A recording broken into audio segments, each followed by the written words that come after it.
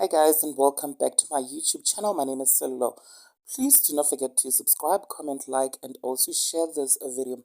Guys, Simz Ngema has finally responded to the damning allegations that she had visited Prisoner Thabo Bester while he was first imprisoned before he had escaped prison, you guys. So Very Rude tweeted that according to prison records, Simz Ngema had visited the prisoner Thabo Bester multiple times. You guys, well, Sims went to Instagram to rubbish the rumors and she had this to say, and I quote, Ningi Joela Gabi, and then she went on and continued writing this.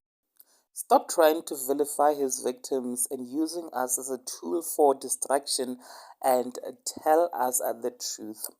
That is what Simz Ngema wrote, you guys. Now, there you have it. Please do share your thoughts in the comment section below. Like, comment, and also share this video because I will definitely see you in the next upload. Thank you so much for watching this video. Bye.